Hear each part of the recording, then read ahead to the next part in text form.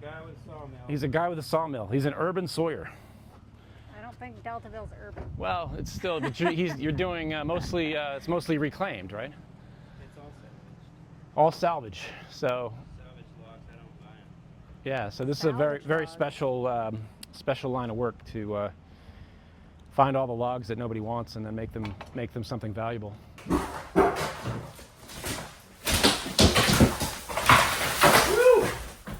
Damn. Big updates, actually. Big updates. Enough about the weather. No. This is my Melges 15, which I just got. I barely sailed it. It looks like green paint. That is wild. Holy moly. I just don't love that I'm in a tray of water here. Yeah, don't do that. Stop. okay, it's I'm okay. stopping the video. Found an old Budweiser can. It's very easy to be wrong and confident at the same time. No, it's true. In life, in general, it's a good life lesson. One can be very, very confidently wrong. Oh yeah. An uninsurable historic farmhouse, a rundown country store, 2.5 acres of pure potential. In November of 2025, my wife Jen and I found exactly what we didn't know we were looking for in Deltaville, Virginia. As recent empty nesters with a serious DIY itch, we couldn't resist the laid-back vibe, the incredible sailing, and the chance to build a gathering place for family and friends. Welcome to the BSR Adventures podcast. This is the story of what happens next. Big updates, actually. Big updates. Enough about the weather. No. So there were some really big updates, actually. I was able to get the house moving company to come out, and the guy seems very knowledgeable, very experienced. Told me exactly how they're going to approach trying to lift the house. A lot of my fears about the house falling apart are totally overblown. Like, they're going to brace everything when they lift it. And the plan is to actually leave the existing floor on the ground and just lift the part of the house that's not the floor. So leave the walls, leave the studs, brace everything, and then jack up just the walls so we can replace the foundation and the first flooring layer, and then lower the house back onto its floor. So I hadn't thought of that approach. Didn't even occur to me. Right. That's why I'm not a house mover. So I was going to try to get underneath it, and put the beams underneath the rotten part of the house. All right, so we're basically done getting all the lath and plaster off the first floor. Again, doing this because the house lifter is going to actually be coming in and doing I-beams at about 24 inches above the floor level. So the house is going to get lifted from the studs and using braces that go up to the ceiling joists. So that means all the structural elements have to be exposed, and they have to be clean. They have to have no nails on the surface because he's got to be able to put brackets in, or he said he's going to run like 2x12 material along the walls to tie all the studs together and to create kind of a temporary structure that he can put the I-beams under to lift. So yeah, basically the gutting continues, and right now I'm doing the tedious work of removing all the rusty square head nails, some of which don't want to come out, from everything, from all the studs and joists. So wish me luck. And then the foundation people, we have to hire separately. Yeah. So this guy will lift the house, and then we found someone that will come in and pour That's the right. foundation Yeah, and the while foundation the he's house going is to do. lifted. Foundation This he's is going spicy. to do is a continuous steel reinforced footing that follows the entire outline of the house, down to I think about 2 feet of cement with steel reinforcement, and then brick piers on top of that. So the cement will be all below grade. You won't see it. You'll just see piers in the historic locations where you would expect them, but they'll be seated on top of a full wraparound footing, which in this area, that's the best you're going to get. And nobody does anything more than that, and the houses last. So anyway, so we got the foundation and the house lifting sorted, and we're expecting that to move forward by like the middle of May, which is exciting. We got a guy to come and give an estimate on painting the existing metal roof on the store so we can make sure we're dried in and not break the bank, because we're not in a place where we can replace that roof at this point. But old timer has done metal roofs throughout the county, has a lot of experience with restoring the rusty ones, and he's bringing a subcontractor because he's an older guy, subcontractor who's actually willing to go up and do it. But this guy is directing the job, so we got a quote that's a lot less than it would cost to replace the roof, basically. Andrew also ordered 5V. Oh yeah, 5V roofing for the garage. That's right. Yeah, we got that measured out. So we're gonna do the garage roof ourselves, and the materials, we decided to just go with the cheapest painted metal roof. It's still pricey, but it's the 5V shape. It's the very historic looking one that has exposed fasteners, and exposed fasteners don't last as long as the much more expensive standing seam, but we decided it actually looks more authentic in this situation, and that's mainly it. It's a lot cheaper. So we're sticking with our decision. We may regret it, but. So today we've got one last thing to do on the water filter, which I hadn't realized. It runs on a backwash cycle, and so every 72 hours it spits out water for about 15 minutes as it cleans the filter. So if you come in here real quick, you'll see that happens through this backwash hose. And for now, I had it running into the crawl space. Not a good idea. I mean, because there's actually a cinder block wall under here, and basically we were just filling the crawl space with water. So can't do that. So we're going to do instead is drill an exit hole through the wall, run some PEX to a 90 just outside the wall, and then down, and have a curved PEX piece that gets buried and run out to a drainage ditch in the yard. So this is the fitting that is going to go on the end of this pipe eventually. I don't want to push it in yet because I want to trim this pipe to the right length before we do that. But on the other side, we're going to have this male PVC threaded iron pipe thread into a 1/2-inch PEX adapter. So that's going to go basically out the house like that, through the wall, and then it's going to go to a 90 and then down out to the drainage ditch. So that's the plan. It's a good plan. Yeah. I just don't want to hurt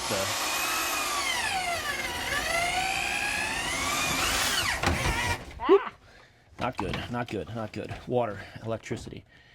Maybe that's a reason not to go low. You want me to unplug it? No, it's okay. It's okay. You sure? No, I just don't love that I'm in a tray of water here. Yeah, don't do that. Stop. It's okay. It's I'm okay. stopping the video.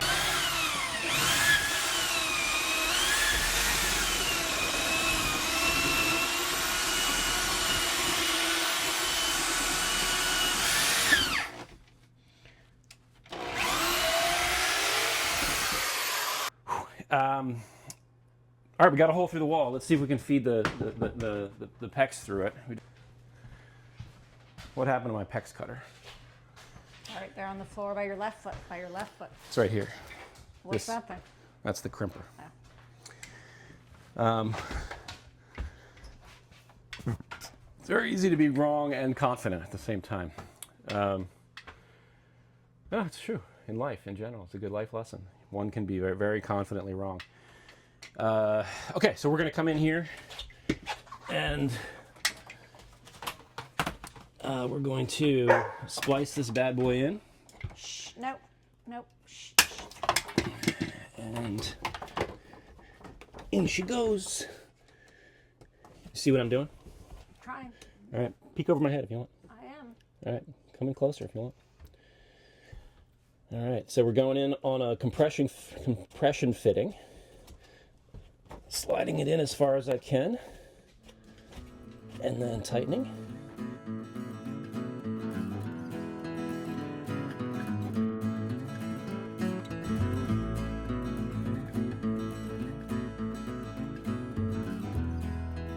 This has a slope away from the house going out to this drainage ditch.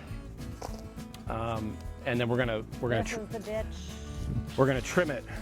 Where you're standing, you're in the ditch. Right? Yes, where I'm standing is in the ditch. So we're just gonna trim it so that the outflow basically comes out into the center of this ditch and Okay. and is unlikely to get blocked by anything.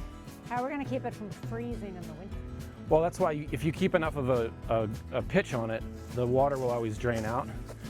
And if it did freeze, it wouldn't be the end of the world, because we're going to leave enough outflow around here that even if it backs up, the water still has a place to go.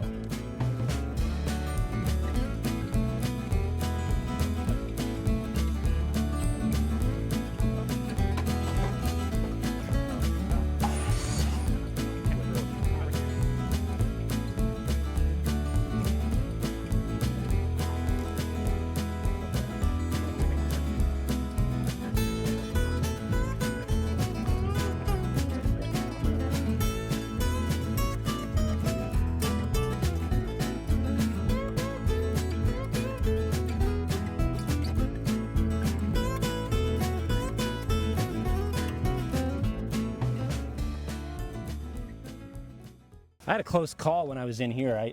I was being a bonehead and I didn't realize this is the gas line. And I thought it was a root at first. So I was Oh my God. so I was kind of pushing into it using the shovel. I don't think it's leaking, but I think I could have put a pinhole in it. So we'll have to keep an eye on that. How are we going to test for that? I just was putting my nose down there to smell.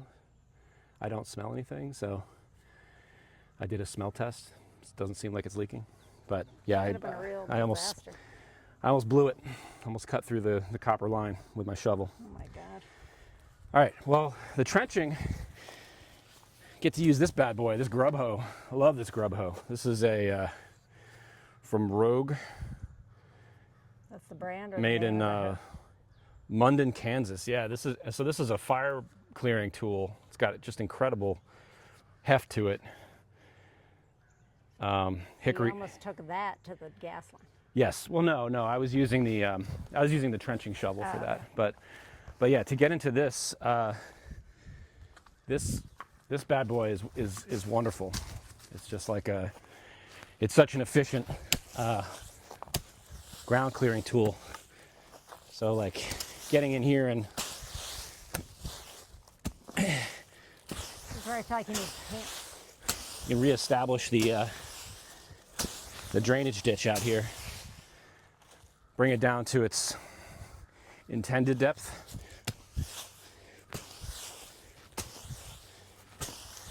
And then that'll help because we can bring the pipe lower. So, Watch out, Lola. yeah, you better keep your dog nose out of my path here. Do you need pants? Is this the kind of thing where you're going to like slice your leg up? No. All right.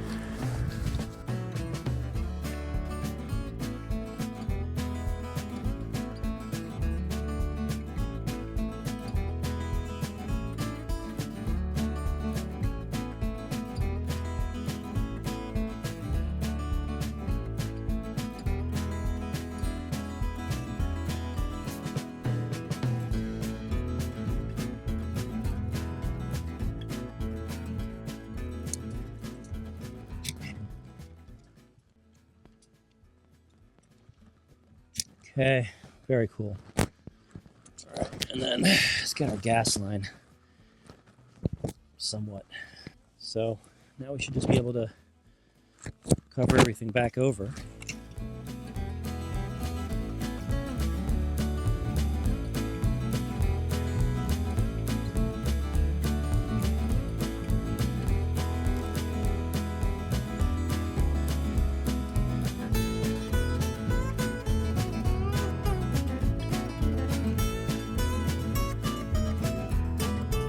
look, it's backwashing. Very cool.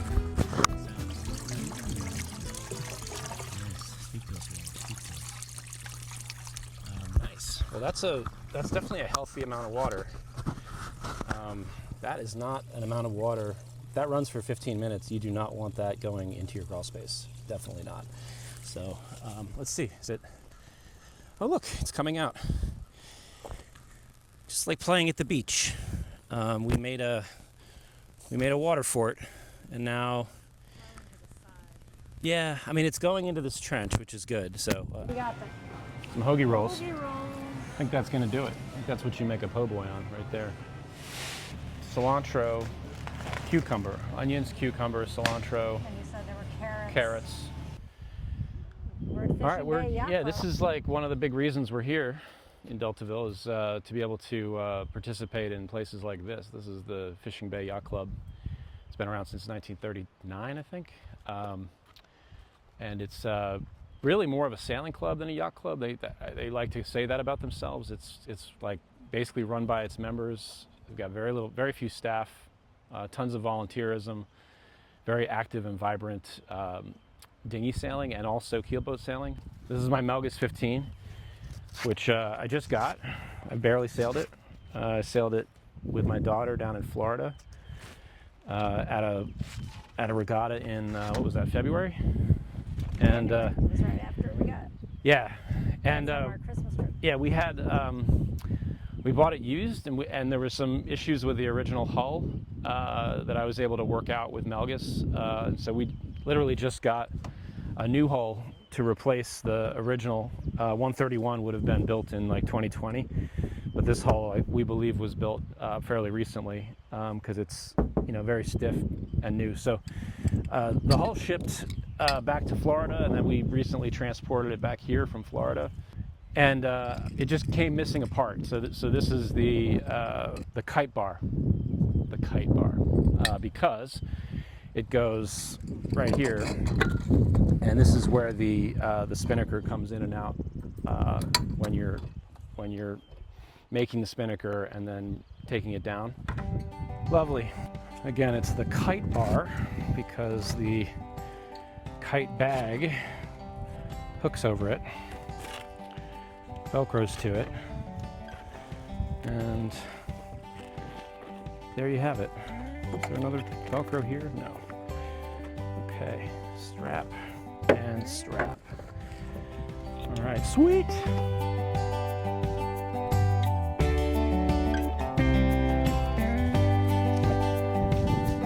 And then we should quickly show off the other boat. The other boat I have is a laser. So that's a one-person boat, Olympic class racing boat. It's very fun, but a lot of work for an old guy. And this is the Melges over here, two-person. So yeah, a lot of boat. No excuse not to be sailing.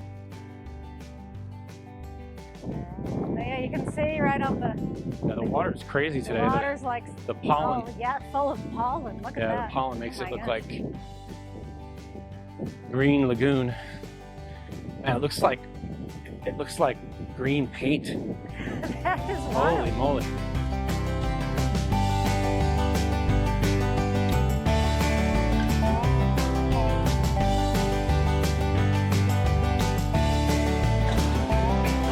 Lola's swimming back into the chocolate milk. All that pine pollen. Pretty wild. All right. So this is lumber that was milled locally. Okay. This is We're going to be using this for siding on the little this house. this fine gentleman is a sawyer, and I'm a guy with a sawmill. he's a guy with a sawmill. He's an urban sawyer. I don't think Deltaville's urban. Well, it's still, but you're doing mostly it's mostly reclaimed, right? It's all salvaged. All salvage. So Salvage logs, I don't buy them. yeah, so this is a very Salvage logs. special line of work to find all the logs that nobody wants and then make them something valuable. Well, a lot of them, That's like great. I said, about people Yeah. Chainsaw everything up. And then they realize how much work it is, and then I'll try to catch them before they chainsaw it up. Yeah, yeah. But This is for Sometimes siding they- on the house? Is that- sometimes it's free firewood until they realize I have a sawmill, and then it's worth something to them. Yeah. So this is for sheathing on the roof. Oh, okay. Are these 10 or are these 12? Okay, these are 10. Huh. Just ripped them. Okay. You've got one jointed edge and then one curved saw, so like your left side. So Water dog. if any fans want to reach out and get wood from you, what do they do? We'll just You put my hashtag. we'll put your okay. Look at the Do you have the hashtag? look at the description of the video. And do you want to say anything about the kind of thing? This, and then you can contact me, One of a kind, baby. Bay Bear Creations, And for on what Instagram. For what range of things? I have over a dozen varieties of hardwoods. I have red oak, white oak, black walnut, white walnut, pine, poplar, cedar, gum tree. Yeah. I don't have any maple anymore. I have some blanks. But basically, anything you can imagine in the hardwood range. Pecan, Yeah. hickory, Anything that grows on the East Coast. cypress. Yeah. Pretty much, yeah. Nice. Fantastic. Just a variety of hardwoods. Yeah, and it's Willow all. oak. You can look through it. You can pick the pieces you like, and yeah, it's. I have it's a good processed system. stuff like this stuff is in my storage unit, and then everything that's at the yard is in the yard has been rough cut. Nice. We are, and it does feel like this. We're on a hill. Yeah, This is the hill room and the second floor of the little house. Well, it's sloped toward the center of the house, and you can see that in the roof line as well outside. And right up here, this curve helps illustrate the point. It's even more curved back here. You can see, whoop. And so we are expecting that the studs in this wall are probably in various states of decay, and we also know that the rafters are sitting on some kind of a curved sill plate up here. Getting in here is very important because, obviously we don't want to lift the house and set it back on a new foundation without also fixing the structural components in here so that when it gets set down, it actually hopefully goes back to being a flat house. So the reason we're up here is we're about to take down these walls and find out what it actually looks like inside. Yeah. So all this bending, bowing, curving, we're about to really understand what's happening. And if I run my hand along this, maybe you can see the undulations, but basically it's been water damaged, I believe, a little bit, but also it's just being compressed. So it suggests that whatever studs are in there are in a potential state of failure. We saw this same kind of buckling on a wall downstairs, and it had to do with compression happening, basically. So the foreshortening of the span because the structure is giving out. So the other thing is we know that these houses are a favorite hangout spot for hornets, and there's a lot of holes in the fascia, siding, and roof line. So we're expecting we're going to come across some significant nesting going on in here. Woo! Damn. Wow. Holy crap. So there's just this mother load of Termites. yeah, want to go poke around in there? Tell us what you see. Describe what you see. It looks like you're in a barn and you have a bale full of hay up in the loft. Like it's up the hay loft. 'Cause this is Yeah. all just like It's just shredded. shredded hay. Well, it's wood fibers. It's what it is. Right, but it's so shredded it looks Yeah. like hay. You want to pull down some of that lath? Look underneath Only there. if you can promise me no hornets or I promise. I absolutely promise you. consult with the hornets.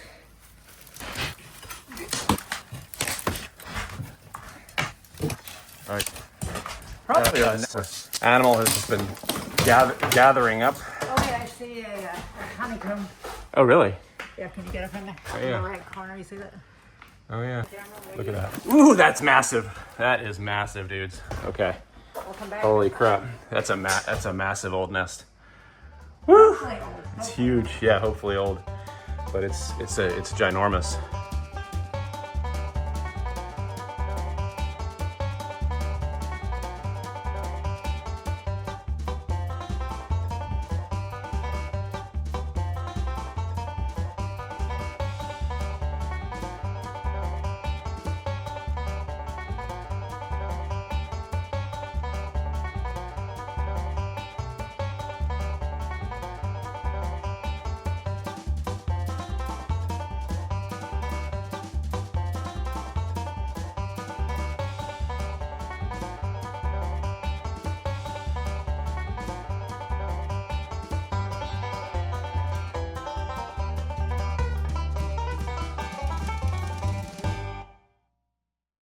So we're having a conversation about when we restore this room, because we're trying to anchor this in the 1860s past that it had, while also making it like modern and cool and hip. And fun. And fun. And exciting. So maybe exposed rafters, maybe not. We don't know. But I guess the larger question was, should we try to preserve any of the plaster here. And just maybe polyurethane it or something, but you leave exposed plaster from, we think, original. So 1860s plaster, and give the room that rustic, exposed plaster vibe. Right. Yeah. So I think that'd be a nice touch, because these are walls that they're going to have to stay as walls. Obviously, we're not removing the walls between the bedrooms. You can see the curvature in the ceiling is really, really intense. So you've got, a lot to learn as we get up here to try to understand what in the structure is causing this, and how can we possibly repair it. So let's get into it. All right, we're getting into the roof line here, the saggy roof line, and what we're learning is that there's at least one, if not more, of the ceiling rafters that was failed and has had additional sistering done. So if we tilt this back slightly, you can see here's an example of a failed ceiling joist with another piece sistered onto it, and that's sitting on top of something that has no structural integrity. The original header is gone, and it's kind of sitting on this, I don't know, maybe this is the front of the old header, but basically it's been so hollowed out by termites that it has no structural integrity at all. So this is where you have this buckle basically in the roof line, which you can see from the front. So pretty sketch. We're gonna have to obviously figure something structural out before the house lift, because leaving this and trying to lift the house with the structure in this kind of shape is probably a little unadvisable. You can see the size of that wasp nest. That's a good 1 foot square of honeycomb. Don't see any hornets in it, fortunately, but might want to be careful nonetheless.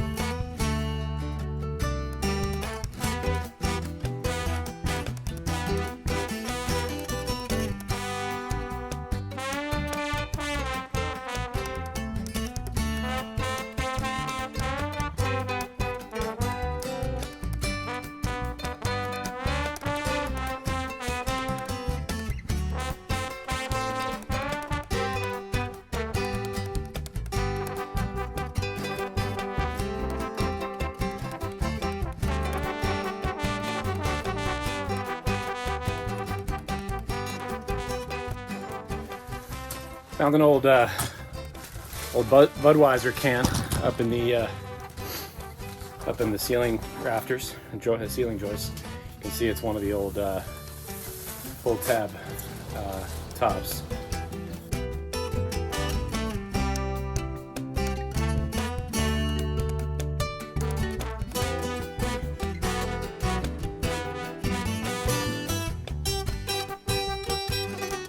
All right, so this is a really clear shot of the way this chimney is constructed. So what you see down here is like a terracotta pipe. You can see if I give it a gentle tap, that is you know, like an old ceramic or clay pipe. And then it goes up, and just above the ceiling here, it makes contact with the bottom of a brick chimney. So, and you can see the brick chimney is tied into a very thick ceiling joist here. So this one's like a double wide ceiling joist, and then something of even wider thickness back here. You can see that's like a 4x6 beam, and so the load from the chimney is dispersed into these two, and then the boards that the chimney is built on extend a total of 4 joists.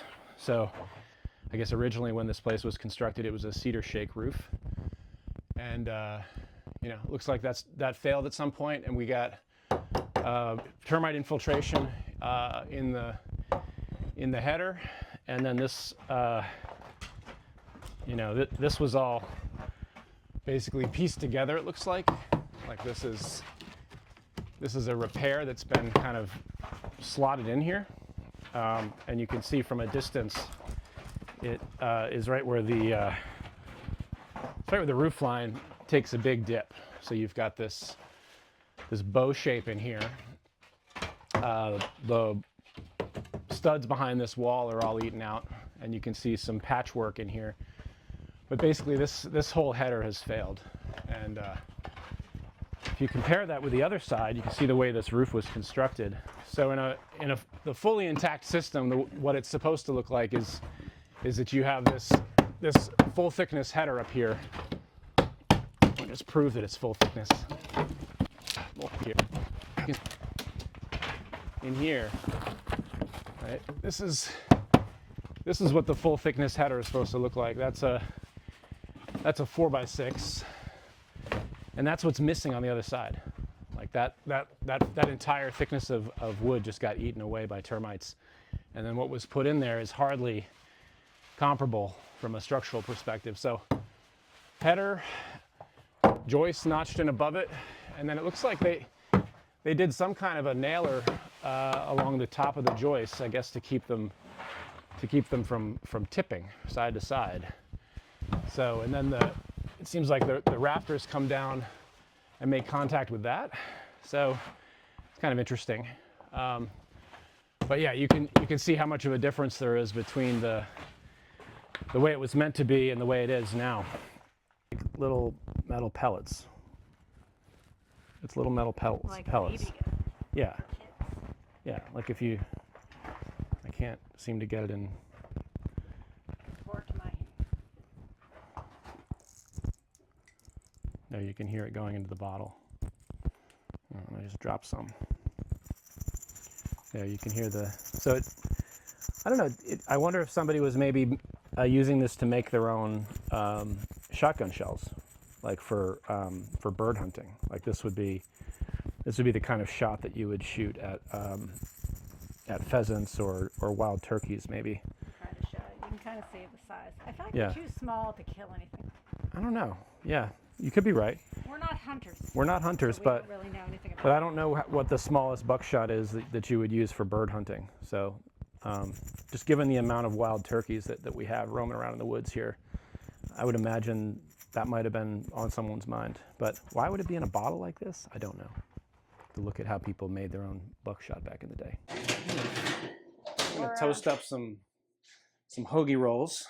Yeah, Andrew's executing on his vision of a po' boy, of an oyster po' boy. I've got a little bit of heavy cream and some hot sauce. That's going to be What's the that basis. gonna be? Well, that's going to be the basis for some fried oysters. Oh. So I've got a jar of oysters from the J and Dub. Is that what they're called, J and Dub? I think that's right. So these are local oysters, we believe, or possibly from the Eastern Shore. I'm not sure. Ooh, leakage. Gross. Yeah, that was Something gross about oysters. snotty. Juice. They're a little snotty. They're definitely a little snotty. All right, so I'm pulling these boys out. 2, 3, 4 per person. 1.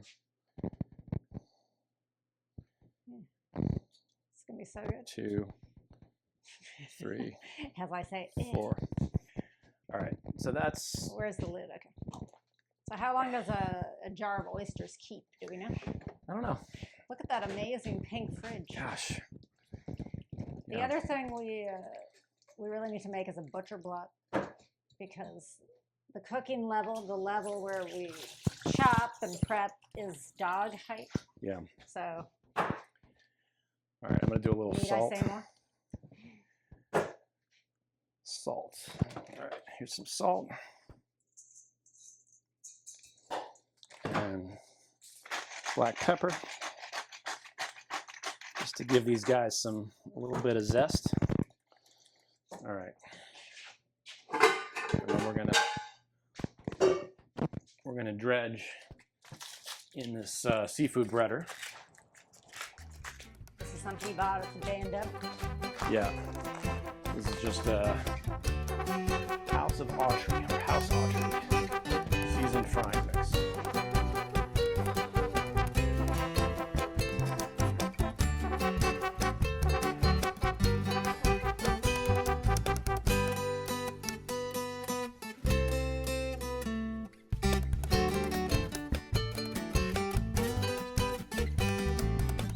Frying away. Gonna pull them out, let the oil come back to temp. The double flash fry is a nice technique. You want to let the oil have a chance to recover after you've done the first round cook. Get the oil back up to that flash hot temperature, and then do a second shorter fry to crisp everything up at the end. So, The double flash fry. and this is a distressed onion. That's right. There's a distressed vegetable and fruit section at the D-Ville So we paid grocery. 25 cents for this onion. Nice. Yeah, love it. This is how we're going to be able to afford to raise the house. That's right. One onion at a time.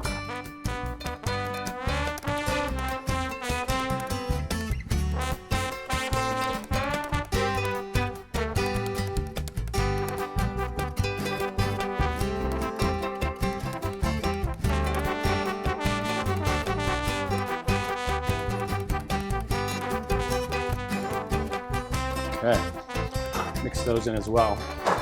Just kind of make this like a kind of veggie slaw with salt, a little bit of vinegar. Might do a little bit of fish sauce, Thai fish sauce. And maybe smash some fresh garlic and chop some chilies.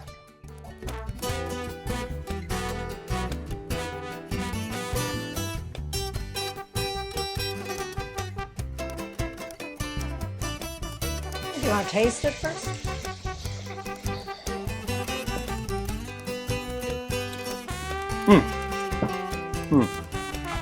Nice. Usually just a dusting of sugar.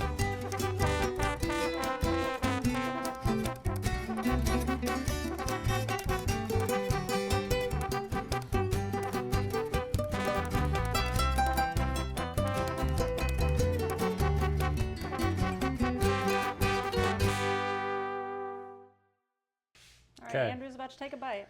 I'll do some little bit of lime, a final lime squeeze on here. Oh yeah.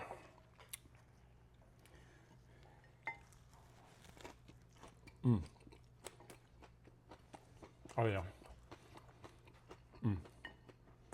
Great balance of the cold, crunchy, acidic, salty, spicy mayonnaise, and then that extra crunch on the double fried oyster. Those are fresh oysters. Great. I'm going to stop filming so I can join you.